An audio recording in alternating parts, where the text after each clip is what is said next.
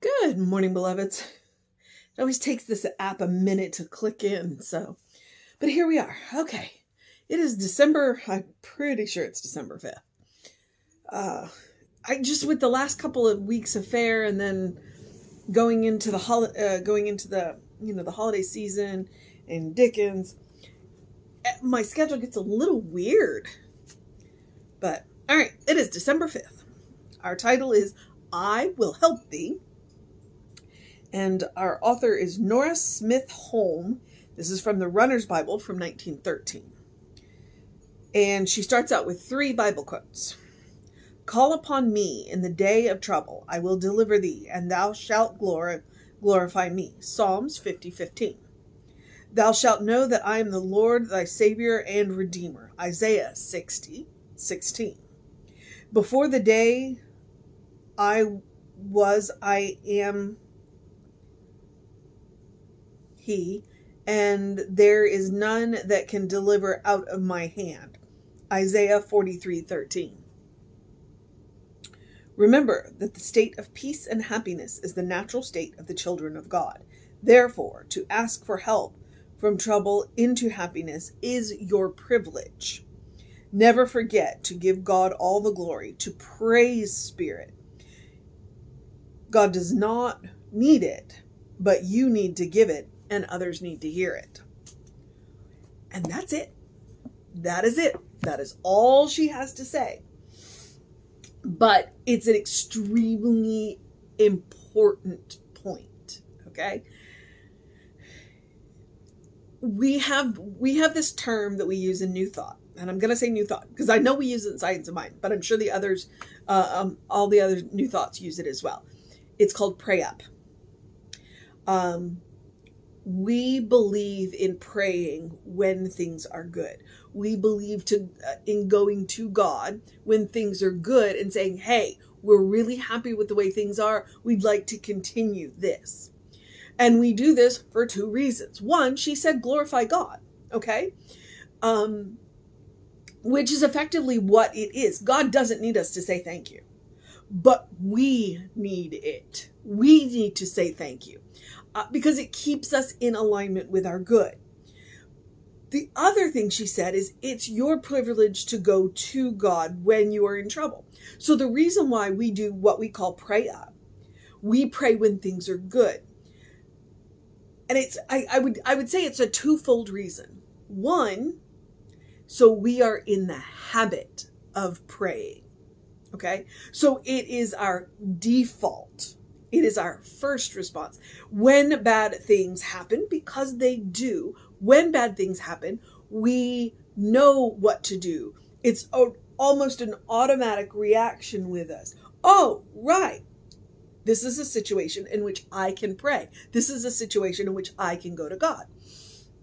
And 2, because since we practice it regularly, we don't get caught up in worthiness issues. Okay? We don't get caught up in worthiness issues.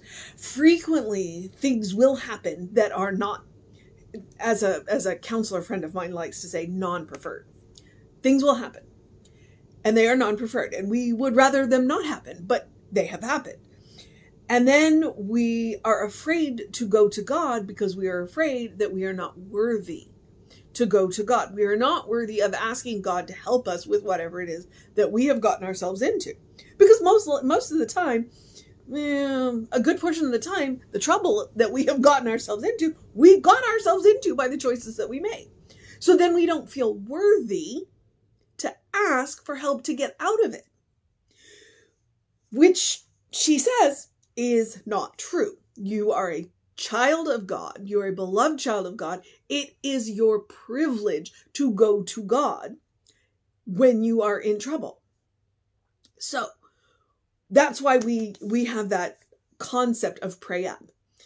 Because then we don't deal with worthiness issues, and we're already in the habit of. We don't have to scramble around and figure out the right words to say because we've been practicing. We talk about daily spiritual practicing, and we talk about daily spiritual practicing being prayer. We also call it treatment. So, but we do it daily so that when those times happen, we can immediately click in. We can immediately click into that prayer. And that's one of those things of, like being on the road, like driving. Right now, my car's the newer of the two between me and my partner, so I do most of the driving. And you're driving down the road and you see a car accident, or you see an emergency vehicle, or you see whatever it is that you see. And your response is, you're so well prayed up, you have practiced enough that you can immediately go into that prayer, and it doesn't take any attention away from what you're doing. You don't have to take any of your attention away from your driving because you are well practiced. And that is really what it is. That is really what the pray up is. Pray when things are good. Say thank you to God, because that I would say that is glorifying God when you say thank you. It keeps us in alignment, and it keeps us out of the morass of the worthiness question. It's like, if I'm used to praying to God all the time, especially when things are good, then when things get really bad, everybody's got a, level there. I'm not going to, because I go daily. This is a path I want. It's a well-worn path to the source of my own being. And so as short as that reading was, and that I like that she says the title is I Will Help Thee. It's either Rumi or Hafiz, because I get the two of them confused. But it's like, if you take one step towards spirit, spirit runs towards you. I will help thee. And that's the point that Nora is making today. God will never withhold itself from you. It can't, because it is you. It is you. What we have to do is shatter that illusion that there is anything between us and spirit, that there is anything between us and the universe, that there is anything between us and the source of our being. We have to shatter that illusion. And the only person who can shatter that illusion is ourselves. So, remember that the state of peace and happiness is the natural state of the children of God. Therefore, to ask for help from trouble into happiness is your privilege. Never forget to give God the glory. God doesn't need it, but you need to give it, and others need to hear it.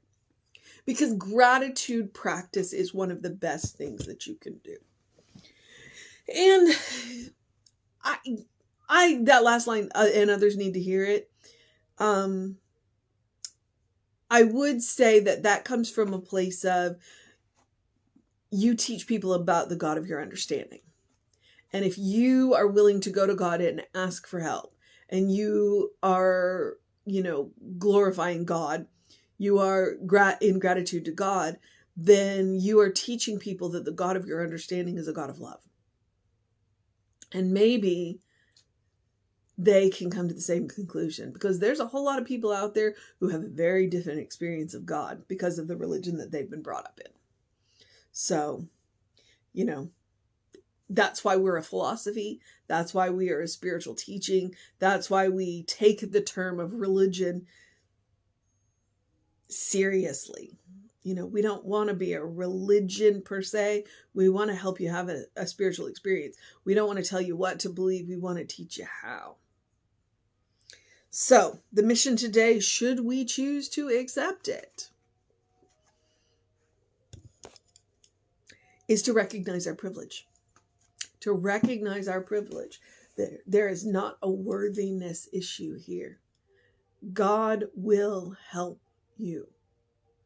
The only reason we have to ask is because it signals our acceptance. That's the mission today. Recognize your privilege. You're a beloved child of God. God will help you. All you got to do is ask.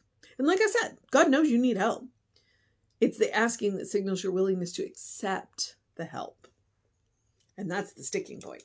All right, the other mission is the same mission I give you every day, which is the spiritual practice of self-care. Or to do something loving for yourself, do something kind for yourself, do something compassionate for yourself. And praying up is that, going to God every day for the good things is loving, kind, and compassionate. Creating that well-worn path so that in those moments that you have the need, you've already got the well-worn path. Your feet know where to go. Your mind knows where to go. Your hands know what to do. That's why we practice. I can't think of anything more loving, kind, and compassionate than that. But a couple of the other suggestions, as always, are to take a deep breath before you speak, to yourself or to others, to take a walk, take a nap, take a break, to say no, especially if it's something that just is really draining for you, and to remember that no is a complete sentence. You do not have to justify why you said no. You may feel that an explanation is warranted, but it is not necessary. All right. And also, sometimes the most loving, kind, and compassionate thing you can do for yourself and others is to say yes. Especially if it's something that pushes you a little out of your comfort zone. You never know what might happen. And it's good to go and explore that. I do like to say to eat dessert first. And simply that's a metaphor for me saying, your life is a special occasion. Please treat it as such. Don't save the good stuff. Don't save the good stuff. Go ahead and make an ordinary Tuesday extraordinary. Go ahead and make anything and everything that you want that is ordinary extraordinary. Okay? We may only pass this way once. We don't know. So let's go ahead and make the most of it. All right. Hi, Rita. What you doing, girl? Rita just waddled her way in here. So, all right. And then, just the world's been crazy the last few years. We have been living in unprecedented times. So it's all that much more important to me to remember that joy is a quality of God. Therefore, joy is a quality of you. You deserve joy. No matter what is going on in the world, no matter what is going on in your life, you deserve joy. So please make room for joy. Big, small, little, it doesn't matter. Just make room for joy. Please, every day. All right. The rest of the suggestions are basic and easy, self-care. Do something to engage your mind and your body, whatever that looks like for you today. Drink plenty of water. Hydration is super important. Your brain works better, your body works better, and your skin looks better when you are well hydrated. Get that early in your day, bright light. There were enough clouds today that I need my sunglasses. So I got the bright light, but not direct sunlight.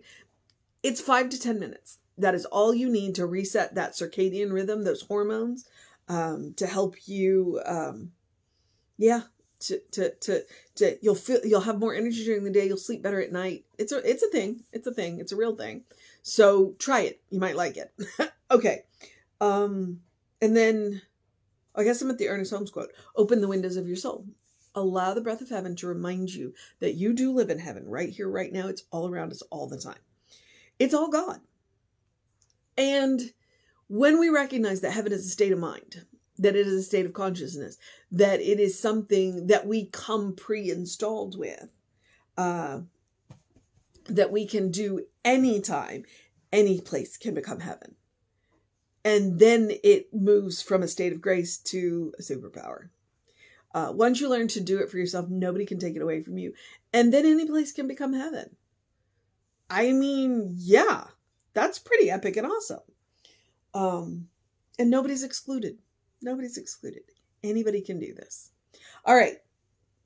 And one of the best ways to do it is to take Emma Curtis Hopkins' advice. Look for the good and praise it. You want to make a cameo? Come on. Come on. Come on. Here. Whoa. There we go. That's my Rita. She's the one, if you're going to hear anybody's purr, you're going to hear hers. So, all right. I'm at did I say Emma Curtis Hopkins? Look for the good and praise it. Which is another way of saying count your blessings. Look for all of the little goods that add up to the big goods. Okay. I'm going to move forward We are Creative Life Spiritual Center, Creative Life Spark. I am the running Rev Ryan on the social medias that I am on. I commend them to you, both on the Facebook pages and the YouTube pages. There are thousands of hours of content, literally thousands of hours of content. So please check them out.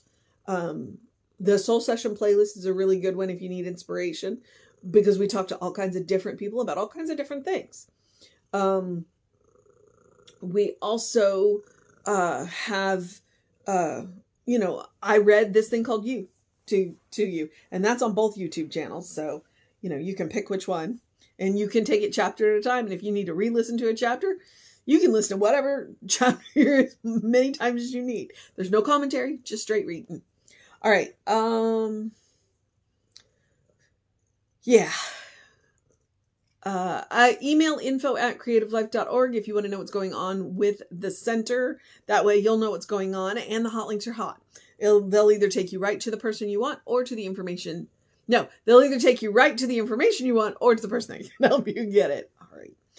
I'm now at the part where I get to encourage you to have a great day, a wondrous day, a fantastic day, a magical day, an enchanted day, a wonderful day, an awesome day, an amazing day. I think I've said awesome like 3 times, and that's okay. Have a, repeat yourself day. Have a get stuff done day. Have a take a break day. Have whatever kind of day it is that you need to have. Have a enjoy your fur babies day. A good day. And if that is too much pressure, simply have a day. You are enough just as you are. You are a beloved child of God, in whom God is well pleased and well represented. All right. You are a divine spark. You are a brilliant light. You are spirit in motion. You are God in action. Or as Reverend Jesse likes to call us, you are a godly. All right. Know the truth of your being. Explore the truth of your being. That's part of what that Pray Up is about. It's about exploring your relationship with God by going every day. Now, you can also, peel back the layers of every box and label that you have ever had stuck on you by society, by religion, by culture, by gender normatives, by stereotypes, by archetypes, by people that know you, by people that don't know you. Just peel all that away and get to know who God knows you to be. Because who God knows you to be is good and probably pretty cool. And that's the person you want to get to know well. All right, beloveds. I'm going to take a deep breath and remind you that Reverend David will be on around 5 p.m. with you. I will be back with you around 9 a.m. tomorrow. Take care of yourself. Know that you are loved. And I will see you next time.